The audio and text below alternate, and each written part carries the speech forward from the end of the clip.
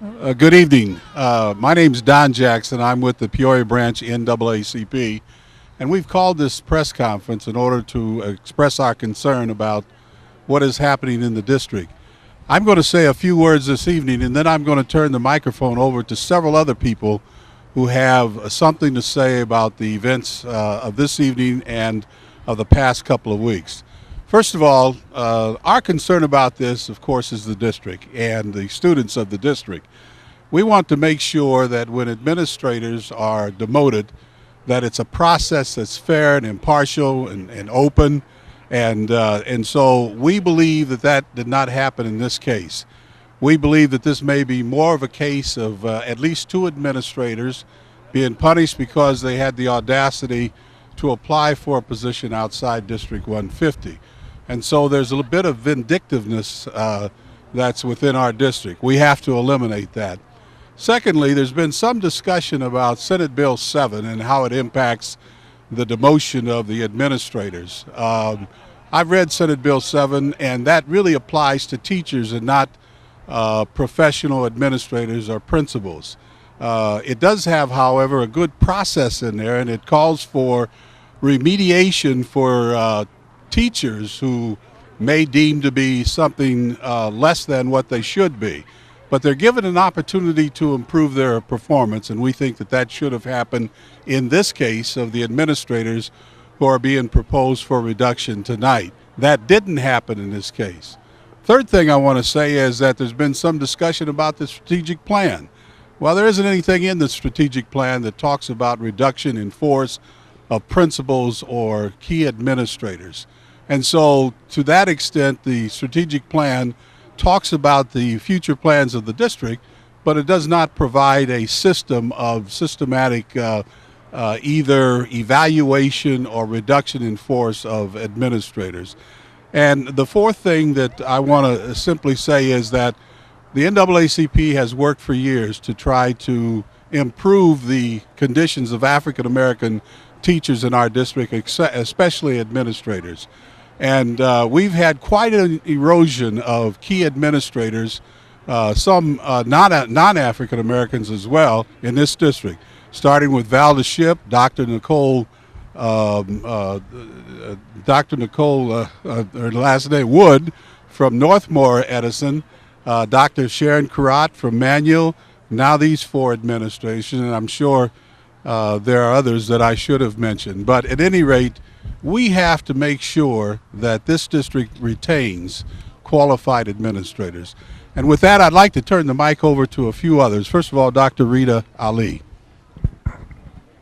My name is Rita Ali, and although I hold other responsibilities within this community, I'm only speaking in my capacity as a grandmother of 2 children, a great aunt of 4 children, and an advocate to numerous children attending District 150.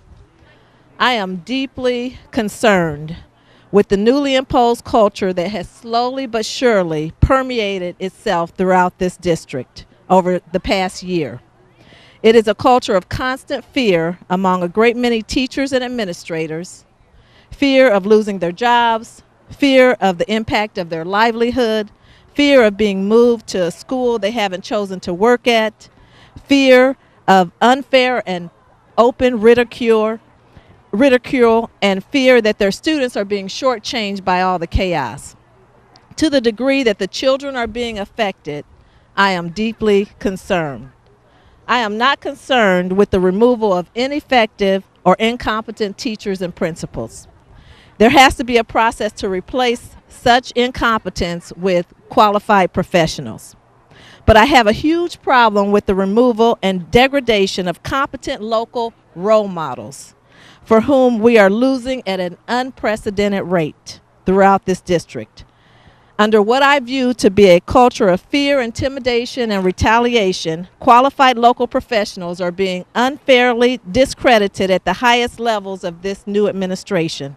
The approaches and bullying tactics are eerily similar to those in which an investigation last year by the state of Georgia found to be the underlying problem that resulted in the widespread improprieties within Atlanta public schools.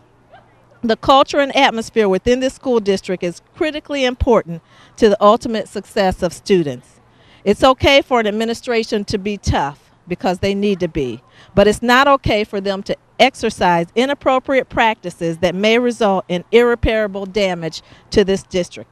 Musical chair principals and teaching staff affect the stability of our schools and have a negative impact on school reform. Next, I'd like to call to the mic Reverend Harold Dawson Jr., pastor of New Hope International Ministries, also president of the Peoria Christian Leadership Council, and wanted to come out this evening and to make our voices heard, particularly because I think it's necessary that the religious community have its voice heard on this issue. I've said in a meeting, in several meetings with Dr. Lathan and with other school board members, that the district does not exist in a vacuum. Neither does it make decisions in a vacuum, but those decisions that are made have reverberating repercussions. And I think it's important that the community understand that the religious community is very concerned about how it is that these decisions are being met out. That it needs not be something that is done haphazardly, and I don't believe that the board is acting haphazardly, but I think that they need to give a second thought to how they are meeting out what are the objectives of the district. I believe that, as I said to the superintendent on last week, that I believe there is another way. There are, I believe, remedial actions that should take place and corrective actions that should take place with regards to the principals and the assistant principals that are involved. I don't believe that that's been given the proper discussion that needs to take place, and I believe that that's why all of these individuals are here tonight. And I think it's necessary for us to make that the discourse that we have right here in Peoria. And so I appreciate the opportunity. My name is Terry Spann. I'm a parent. I have a second grader at Glen Oak Grade School. And the administration keeps telling us that they're doing this for the kids, but no one has been able to tell us why it's good for our kids to come in and totally disrupt their lives for them. Why is changing principles time after time in these kids' lives a good thing? Nobody has an answer for us. The kids at Glen Oak, they respect Mrs. Coleman. They like her. I'd even say they love her. Unfortunately, for the majority of the kids in our school, their lives are in constant upheaval as it is, because that's the way it is. Most of the time, our school is the only constant they have. They need that stability. They need to know that when they walk into school, the people they know are going to be there. The administration, I don't think they understand how badly this is hurting our kids. Our kindergartners, our second graders are upset and crying because they're afraid that they're going to lose their principals, and they love these people. They just don't realize how hard they're making it for the next set of administrators to come in. These kids aren't going to trust them again. I mean, you're breaking their hearts now. There's no way that this can be good for them at all at this point. Thank you. All right, thank you very much. Hello, my name is Doris Figures. I'm a parent of former Garfield Elementary School students. I'm standing here today for Kevin Curtin. I just want to give my support to him and say that as a parent, he was a wonderful resource and leader at Garfield School. And also someone who has changed the mobility rate for a community fraught with problems, for a leader who has inspired his staff to give their all, for a mentor to both students and parents.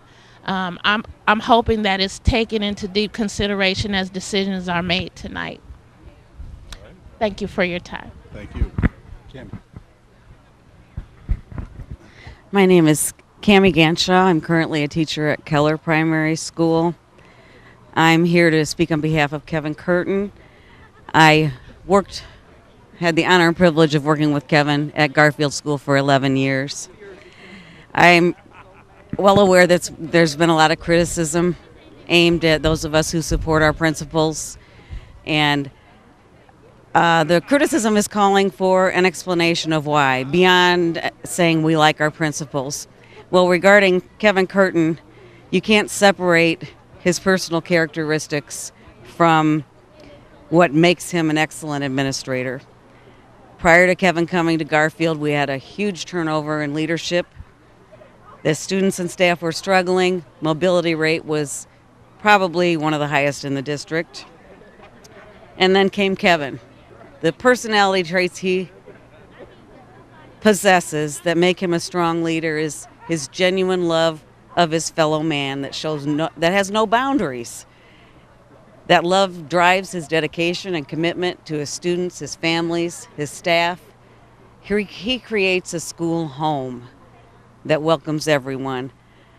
His excellent leadership is demonstrated first by the fact that he not only his willingness to serve, but his desire to serve others. And that desire to serve is contagious. And we find that spreading to our families and to the staff members and to the bus drivers. And it's just something that can't be replaced because that's part of who Kevin Curtin is.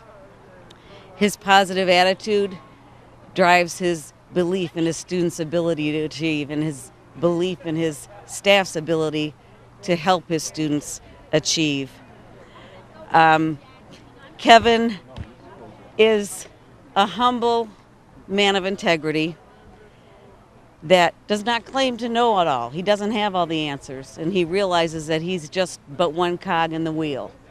And he reaches out to community members who want to volunteer. He encourages teachers to try innovative techniques to increase student engagement. He welcomes ideas from the community, and that's demonstrated by all the community agencies and faith-based agencies who begged to volunteer at Garfield. And I think it would be a devastating blow to the district to lose a person who is so dedicated to creating that nurturing family that our kids need. And I hope that they will consider changing their consideration of demoting the principals in question so that they have an opportunity to continue to bless others, that he's blessed me and the children that I've worked with. And I thank you for your time. I'm Lyle Applegate, and I'm a teacher at Glen Oaks School. And what I really want the board to consider tonight and the community to consider is the stability that we need to have at Glen Oaks School. We began the year with a funeral for Albert Billups Wilson. And just a week ago, we had another homicide in the neighborhood just across the street from us. And yet they tell us that our neighborhood is safe and secure, and we don't need security at our building. So we began this year with 750 new students, a new counselor, a new secretary, a new librarian, a new interventionist, when we did have 3 before, a new assistant, and then added another new assistant, and no homeschool facilitator, which we have had in previous years, and no security. The children at Glen Oak deserve to have the stability of having a principal for more than a year, like we've had in the past, changing principals year after year. And they deserve to have the security and the stable and nurturing and safe environment. All right, thank you very much. Now, Rita Ali will make some concluding comments, and then if you have any questions, we'd be more than happy to answer your questions, okay? Many more facts about this administration's proposal to remove Mr. Curtin and Mrs. Coleman will most likely be learned through due process hearings following tonight's action agenda. But in the meantime, the public should be made aware that the same superintendent that is recommending that Mrs. Coleman be removed from her role as principal just a few months ago rated her as an outstanding leader in the top 5% and with great potential to become a superintendent one day. The same superintendent that is recommending that Mr. Curtin be removed from his role as principal appointed him to his new assignment as principal of Irving School, and celebrated his many accomplishments at the Civic Center just last fall. Did these individuals lose their competence overnight? No. Something happened to cause this sharp and sudden change to take place. Okay, any questions? Donna, do the question.